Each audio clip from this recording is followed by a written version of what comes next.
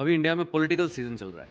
जैसे ही बरसात आते ही मेंढक बाहर आ जाते हैं, वैसे ही चुनाव आते ही पॉलिटिकल पार्टीज एंड खास तौर पर कुछ नई पॉलिटिकल पार्टीज आती हैं। जैसे कि बिहार में आपने प्रशांत किशोर की पार्टी देखी होगी, जन स्वराज।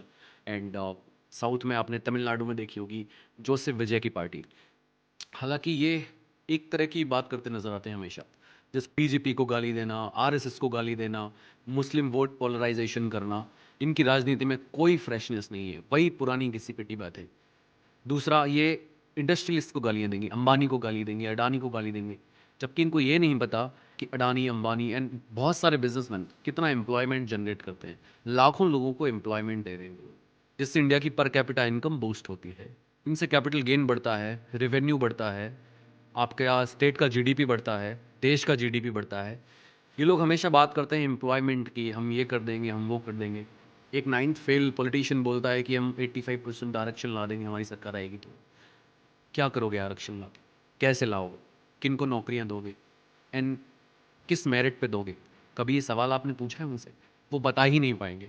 बिहार की जनता को ये जान लेना चाहिए कि बहुत सालों तक उन्होंने लालू को देखा, वही घिसी पिटी राजनीति उनकी, घोटाले किए, चोरी करी, चारा तक खा गए, उसके बाद वो जेल चले गए।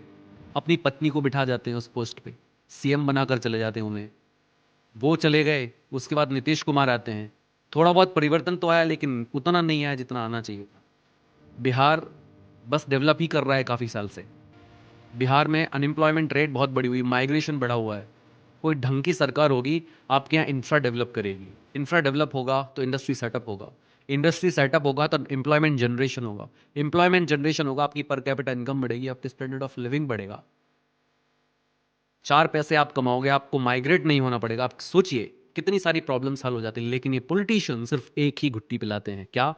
ये अडानी, ये अंबानी। अरे अडानी अंबानी जैसे लोग एम्प्लॉयमेंट दे रहे हैं भारत में, सबको सरकारी नौकरी नहीं मिलती है। इन पॉलिटिशियंस के बहकावे में नहीं आना चाहिए। आप अपना दिमाग खुद लगाइए और सोचिए कि आपका एक वोट क्या चेंज लाने वाला है, आपके स्टेट में क्या पोटेंशियल है। बिहार की सबसे बड़ी पावर आपको पता है कि बिहार का यूथ इंडिया के हर स्टेट में मिलेगा आपको। काम कर रहा है, मेहनत कर रहा है, पैसे कमा रहा है। क्या यही काम उसको अपनी स्टेट में नहीं मिल सकता, अपने घर पे नहीं मिल सकता? बिल्कुल मिल सकता है। उसके लिए नेताओं की चाटुकारिता छोड़नी पड़ेगी।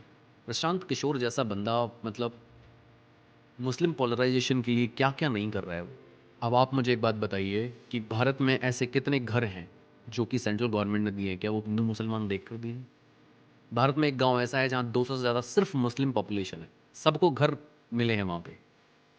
क्या इसलिए मिले हैं कि वो वोट देंगे वहाँ रिटर्न में? वो देते भी नहीं है। खैर, वो उनकी पर्सनल चॉइस है। राजनीति में शॉर्टकट ढूंढने वाले इन घटिया पॉलिटिशियंस को इतना सेंस नहीं है कि ये क्या बोलते हैं। वहीं तमिलनाडु आप चले जाइए, वहाँ देखिए आप, जोसेफ विजय सेम चीज़ बोल रहे हैं। आरएसएस, बीजेपी, हिंदू, मुस्लिम, मतलब सिर्फ यही है, इसके अलावा और कुछ नया नहीं है उनके पास। और वो अपने मूवीज़ के डायलॉग घटिया से, वो ये जंगल है और मैं यहाँ का शेर हूँ। भाई देखने में तो बिल्ली जैसा लगता है तू, शेर है?